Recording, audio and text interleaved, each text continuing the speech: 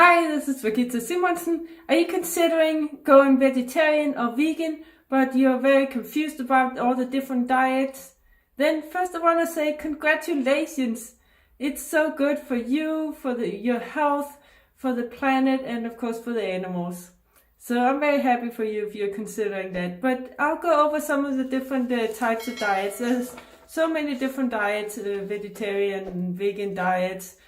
And seems to be more and more popping up, and that is a good thing because more and more people are starting to incorporate this type of diet, and they are doing it by excluding some things and not everything, and that is fine. That is a good beginning.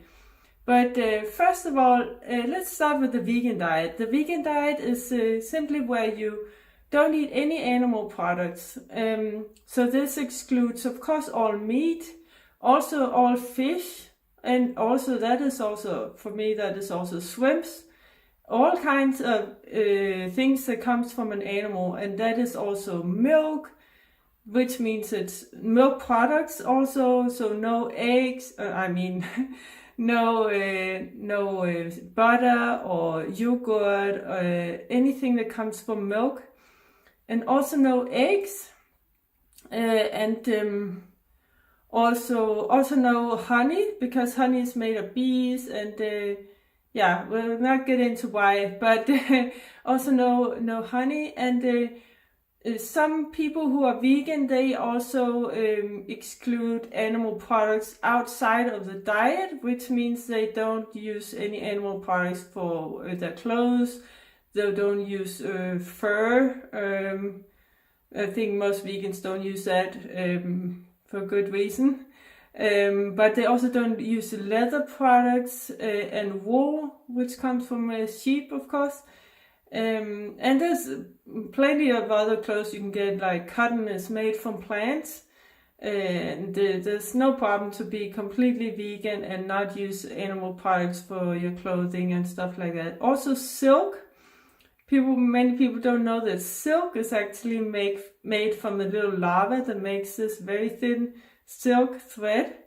So some vegans who don't use animal products at all, they also exclude silk products. But let's go over some other diets. There's of course the vegetarian diet, which just excludes all meat. And there's different types of vegetarian diet and different ways of the way that people they interpret being vegetarian. Some people they eat fish. Some people eat even chicken, and they still call themselves vegetarian. That's up to whatever people want to do. I consider vegetarian without fish and without chicken. But you can eat milk products, so milk, you can drink milk, you can eat yogurt and butter, cheese, and eggs. You can also use eggs, eat eggs, and of course you can eat honey. So that's a vegetarian diet. And then there's all those in between. I had to make a list. Well, I want to also actually talk about the plant-based diet. Maybe you've heard about that. And that is actually a vegan diet. It's just a different word for it. A plant-based diet is a vegan diet. Then there's something called a whole food plant-based diet. That is a little bit more than just plant-based. It's more healthy. It means that you only eat non-processed plant food. Because stuff like French fries, for instance, that is actually vegan. But it's very processed and not too healthy. So that's excluded on the whole food plant-based diet. It doesn't mean that it can't be cooked. You can cook it and do everything with it. It's very delicious diet also. But it's the healthiest diet at all in the world. It's a whole food plant-based diet. There's also the fruitarian diet. A lot of people have discussions about what is the best diet.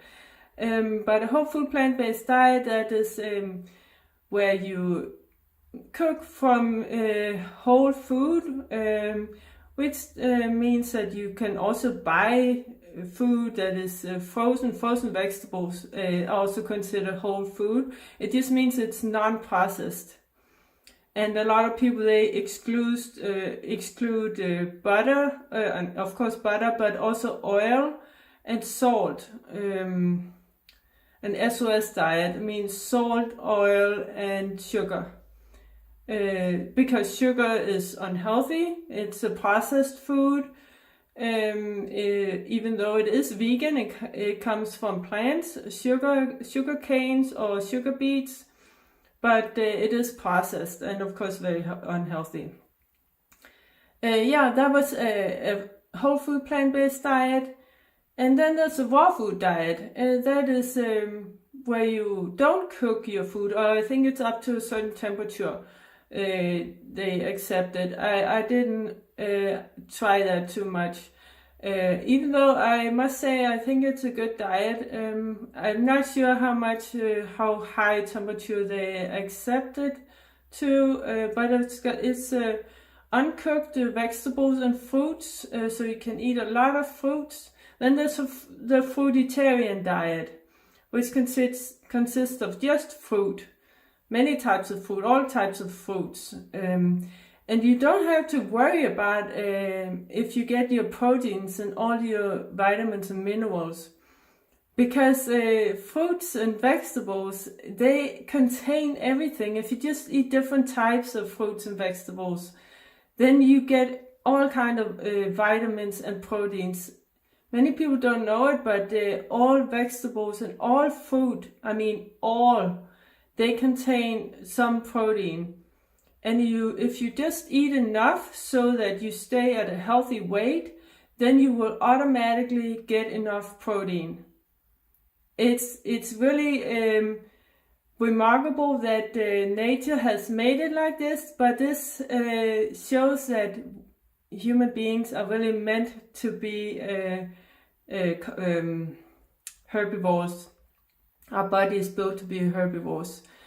If we just eat enough so that we maintain a healthy weight, we will automatically get enough protein. I did calculations with this, and it always comes out that way, because too much protein is not healthy.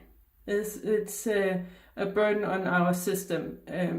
So yeah, then there's other different types of vegetarian diets. If you include fish, then it's a pescatarian diet. Then if you include eggs, then it's an ovotarian diet. If you include milk products, then it's a lactotarian diet. And then there's all these in between. I had to write them down. There's a lacto-ovotarian diet, and then there's a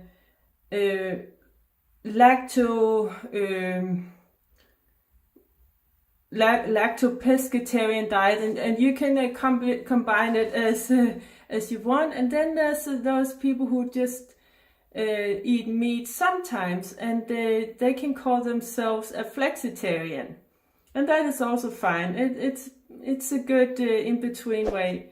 So yeah, if you have any questions, please comment below. And don't forget to like and follow. Take care. Bye.